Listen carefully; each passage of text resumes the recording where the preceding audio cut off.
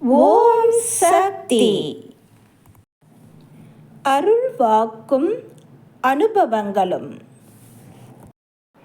நல்லவன் அல்லல் படுகிறான், அக்கிரமக்காரன் வசதியாக வாழ்கிறான். ஏன் தாயே? நல்லவனெல்லாம் துன்பப்படுகிறான்.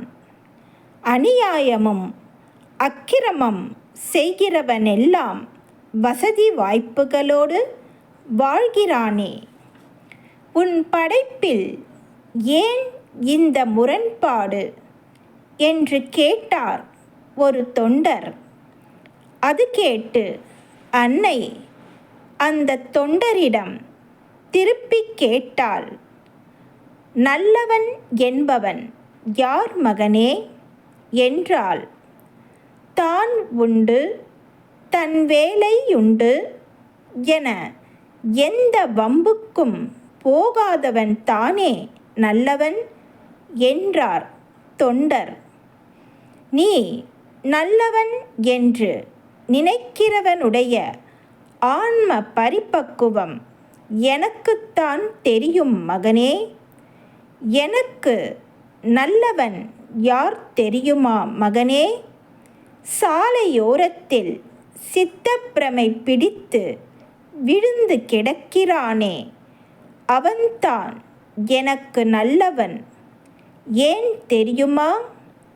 அவன் மனத்தில்தான் கள்ளமில்லை, கபடமில்லை, சூது இல்லை, சூழ்ச்சி இல்லை, ஆசை இல்லை, பாசமில்லை, அழுக்கு இல்லை. அவன்தான் எனக்கு நல்லவன். பூர்வ ஜென்ம புண்ணியம் காரணமாக சிலருக்கு செல்வம் கொடுக்க வேண்டி இருக்கிறது மகனே. அந்த செல்வத்தை பெற்றவன் என்ன நினைக்க வேண்டும் தெரியுமா?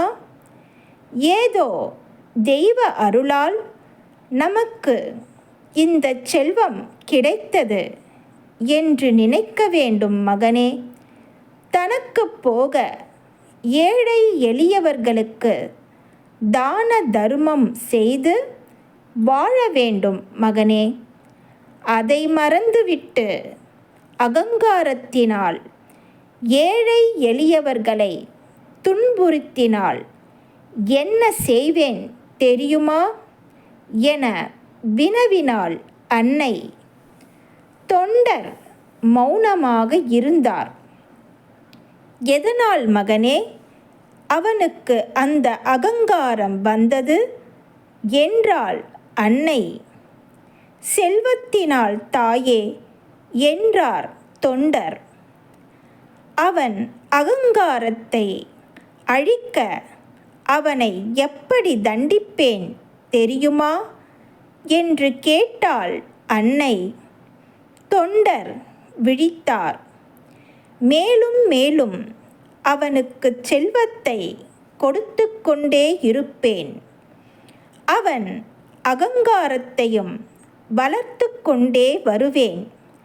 இந்த செல்வமெல்லாம் தன்னை காப்பாற்றாது என்று உணரும் நிலையை உண்டாக்குவேன். இறுதியில் அழித்து விடுவேன் என்றாள் அன்னை.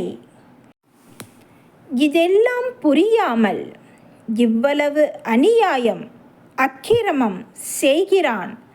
இதையெல்லாம் பார்த்து கொண்டு கடவுள் சும்மா இருக்கிறான். இவனுக்கு கூலி கொடுக்க வேண்டாமா? கடவுளாவது கத்தரிக்காயாவது என்று பேசுகிறார்கள். வில்லாற்றல் படைத்த ராமன் ஒரு கணத்தில் ராவணனை அழித்திருக்கலாம். ஏன் செய்யவில்லை? அவன் அகங்காரத்தை வளரவிட்டே அழித்தான். சூரபத்மனை முருகன் ஒரு கணத்தில் அழித்திருக்கலாம். ஏன் செய்யவில்லை? அவன் அகங்காரத்தை வளரவிட்டே அழித்தான். இதுவே நமக்கு பாடம்.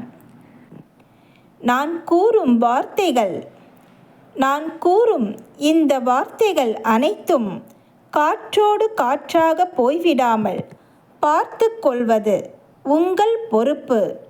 அவை வீணாக போய்விடாமல் பார்த்து கொள்வது உங்கள் கடமை. அன்னையின் அருள்வாக்கு. Please share and subscribe. Om Sakthi.